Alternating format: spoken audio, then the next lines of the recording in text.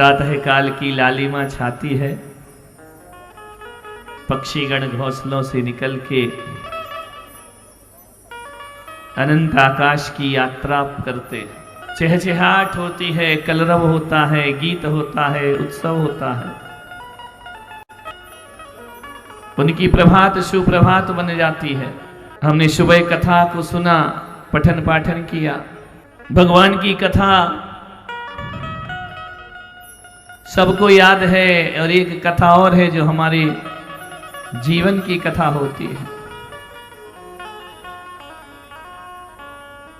जीवन की कथा अलग है, भगवान के जीवन की कथा अलग है।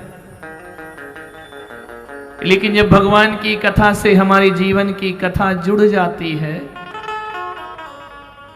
तो जो उपलब्धि भगवान को हुई एक दिन हमें भी प्राप्त हो जाती है।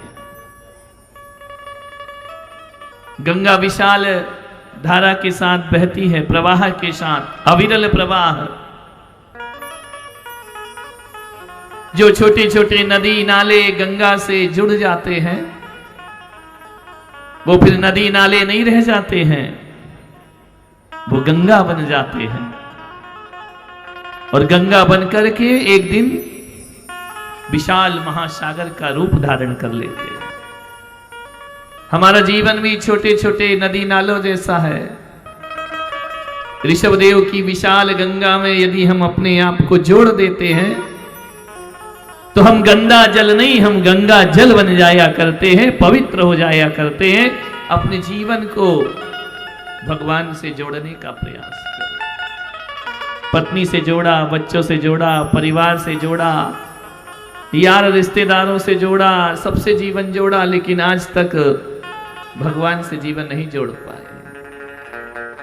मिलाते हो ना कुंडली, पति पत्नी की कुंडली मिल जाए, किन किन की मिली है? हाथ उठाओ जरा।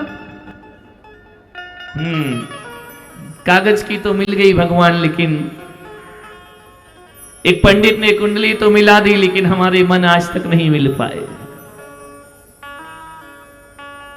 विवाह करते हो, कुंडलियों का मिलान करते हो, मालूम है कितने सारे युवा इस कुंडली के चक्कर में कुंवारे घूम रहे हैं। ध्यान रखें, अच्छे अच्छे रिश्ते हाथ से चले जाते हैं कुंडली मिलान के चक्कर। मैं कहता हूं कि कुंडली मिले या ना मिले, जिनके विवाह हो गए हैं, कुंडली मिले या ना मिले, आदमी के मन मिलना चाहिए, दिल मिलना चाहिए, हृदय मिलना चाहिए, हमारी भावनाएं मिलना चाहिए। एक बात बताओ डूंगरपुर वालों, मेरी तुमसे कुंडली मिली है क्या? नहीं मिली ना, तो फिर ठंडी में क्यों चले आ रहे हैं यहां भागे भागे? कुंडली नहीं मिली है, ग्रह नक्षत्र नहीं मिले हैं, क्या मिला है? मन मिल गया है। जब एक मुझसे मन जोड़ लेते हो तो घर में मन नहीं लगता है। भगवान से अपना मन का मिलान करो, सारे संसार में तुम्हारा मन लगने वाला नहीं है। उनसे जोड़ लीजिए अपने आप को, भगवान से मन को मिलाओ। मंदिर जाना बड़ी बात नहीं है, चावल अक्षर चढ़ाना बड़ी बात नहीं है, पूजा करना बड़ी बात नहीं है, अभिषेक कर लेना बड़ी बात नहीं है। बड़ी बात है भगवान से मन को मिला लेना। बता दे रे जोशी, गोविंद से मिलन कब होसी। इसी राजस्थान की मीरा, लोग जाते ज्योतिषियों के पास,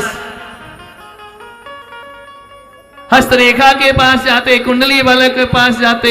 मीरा गई, क्या देखा? बताओ जोशी बताओ, मरा जूना जोशी, गोविंद से मिलन कब हो? तुम पूछते हो, आज तक तुमने किसी ज्योतिषी से पूछा कि भगवान से हमारा मिलन कब होगा? पूछा हमारे बच्चे कैसे रहेंगे, हमारा भविष्य कैसा होगा, हमारी तरक्की होगी या नहीं, हमारे विवाह होगा कि नहीं, कब विवाह होगा? किसी ने मिला करके किसी ज्योतिषाचार्य से कहा कि हमारा भगवान से मिलन कब होगा। मालूम है ना, भगवान से मिलन की बात करोगे तो एक भी ज्योतिषी तुम्हें तुम्हारी कुंडली का फल नहीं दिखा पाएगा। घर परिवार के रिश्तों से मिलान करना है तो ज्योतिषी की जरूरत पड़ती है, और भगवान से मिलना है तो किसी सदगुरु की जरूरत पड़ा करती है। सदगुरु हमें भगवान से मिलाते हैं, भगवान से चेतना को जोड़ने का प्रयास करते हैं। आबाल वृद्ध यहां आकर के बैठ रहा है, शांत चित्त होकर के बैठ रहा है। देखो ना, छोटे छोटे बाल गोपाल पहली सीट पर बैठे हैं। इतने ध्यान से तुम सुन नहीं रहे जितना बीच वाला सुन रहा है। डूब गया भगवान में। नहीं तो ये घर में शांत बैठते हैं क्या? शोर मचाते हैं, उधम करते हैं। कितना शांत होके सुन रहा। अब सुन रहा है या बैठा है पता नहीं, कुछ भी लीला तेरी तू ही जाने, लेकिन दूसरे को सुनने दे रहा है। धन्य है तेरा जीवन, ध्यान रखना। डिस्टर्ब तो नहीं कर रहा है।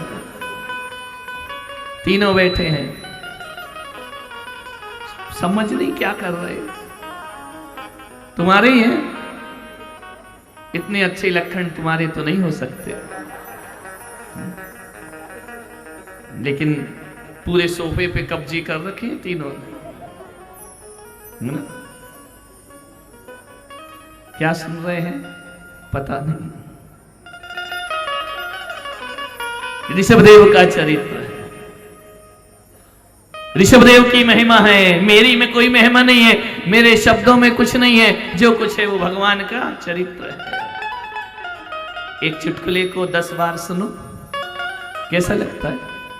पहली बार बहुत हंसी आती है, दूसरी बार थोड़ी कम हंसी आती है, तीसरी बार हो गई कथा पूरी। चलो आ जाओ मैदान में। इतना ही बहुत है। पहली बार चुटकुला अच्छा लगता है, दूसरी बार थोड़ा कम अच्छा लगता है, तीसरी बार बोलो थोड़ा और कम अच्छा लगता है, चौथी बार, पांचवी बार लोग कहेंगे चुप कर, बहुत हो गया, अब सुनने को मन नहीं करता है। पिक्चर देखने को कितनी बार मन करता है? एक पिक्चर को एक बार का आनंद कुछ होता है, दूसरी बार का और कम होता है, तीसरी बार का और कम हो जाया करता है। किसी व्यक्ति की घर की कहानी रोज रोज सुनोगे ना तो माथा दिमाग खराब हो जाएगा। मंदिरों में जाकर रोज बहू की बुराई, बहू की बुराई, बहू की बुराई, तो बुराई सुनने वाले भी कल तुमसे दूर होने लगेगी। ध्यान। अच्छी बात भी बोलोगे, घर घर की बात बोलोगे तो एक दिन वह ऊब जाता है घर की बातें सुनते सुनते। एक बात बताओ डूंगरपुर वालों, कभी तो घर से ऊबते होगे ना कि नहीं ऊबते? ऐसा लगता है इसी में जिए इसी में मरे। जब पति से झगड़ा हो जाए तब तो लगता होगा ना यार छोड़ो छाड़ो, माता जी बन जाओ, उसमें ही कल्याण है।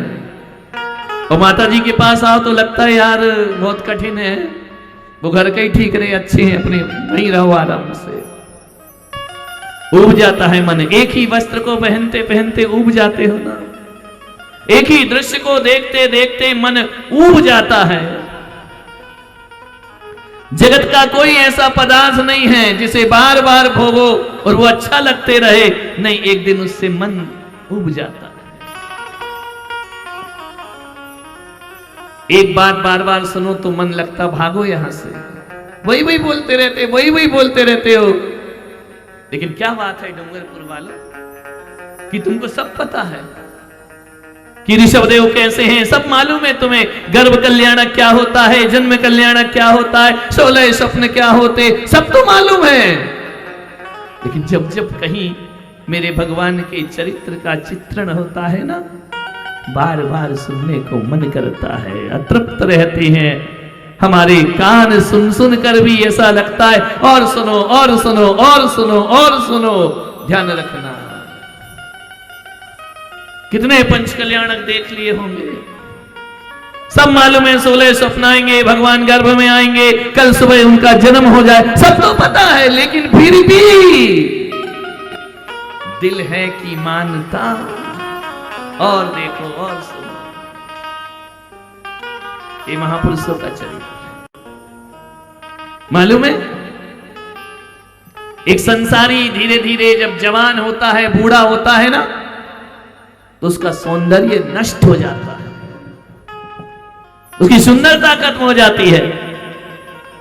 लेकिन कभी देखना किसी संत के जीवन को वो ज्यों ज्यों बूढ़ा होता है त्यों त्यों सौंदर्य उसका निखरते चला जाता है, त्यों त्यों उसके चेहरे पर आनंद बरसते जाता। ये साधना का जीवन है, वो संसार का जीवन।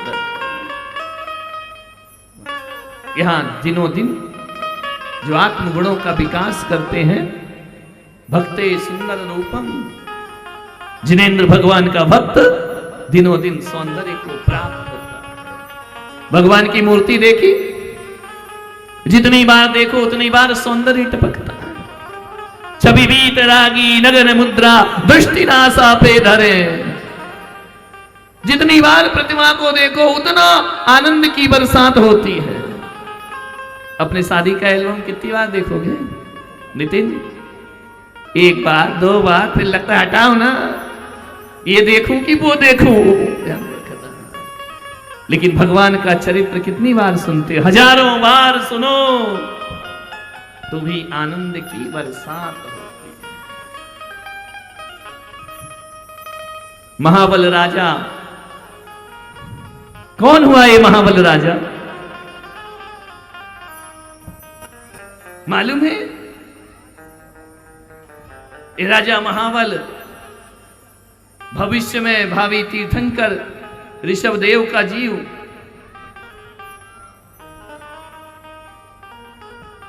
ऐसा वह जीव जो बीज से वृक्ष बनने की तैयारी कर रहा है। तीर्थंकर कोई देवी शक्ति नहीं है, कोई माया नहीं है, कोई देवताओं की माया नहीं होती है। तीर्थंकर कोई देवी शक्ति का नाम तीर्थंकर नहीं होता है। तीर्थंकर एक पुरुषार्थ का नाम होता है, सम्यक पुरुषार्थ जो करते हैं वो तीर्थंकर होते हैं। वैदिक परंपरा में ब्रह्मा विष्णु महेश ये तीन ही भगवान होते हैं, और कोई ब्रह्मा नहीं बन सकता, और कोई विष्णु नहीं बन सकता है, और कोई महेश नहीं बन सकता है। लेकिन जैन दर्शन कहता है यहाँ एक 24 तीर्थंकर नहीं होते हैं। अनंत 24 बीत गई, अब वर्तमान 24 ये भी चली जाएगी, आने वाली 24 फिर खड़ी। हर प्रत्येक आत्माएं तीर्थंकर बनने की ताकत रखते हैं।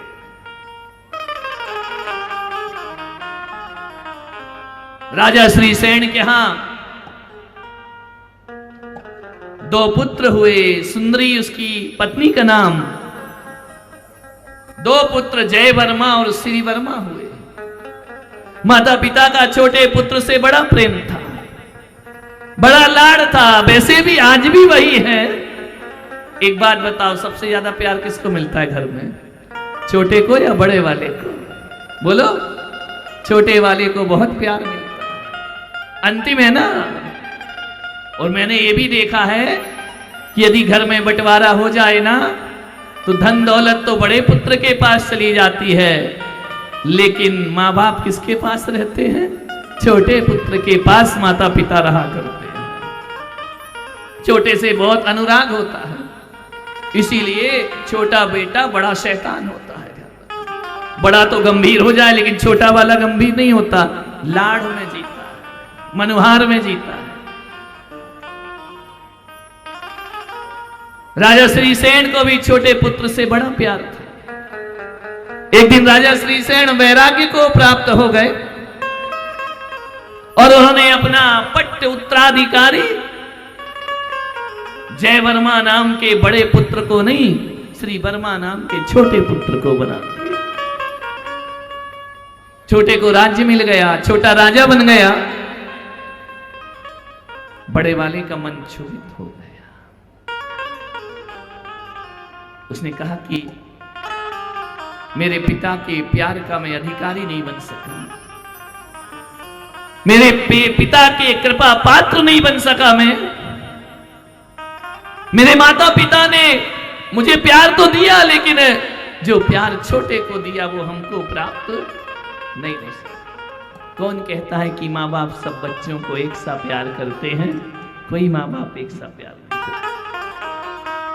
कोई बड़े को चाहता है, कोई छोटे को चाहता है, कोई बेटे को चाहता है, कोई बेटियों को चाहता है। एक सा प्यार तो बचपन में होता है, जब वो छोटे छोटे होते। जैसे ही बड़े बड़े होते हैं ना, तेरे मेरे की लड़ाइयां चालू हो जाती। जय वर्मा ने सोचा कि यदि पिता का प्यार ना पा सका। पिता तो एक ही जन्म के हैं, परमात्मा तो जन्म जन्म के हैं।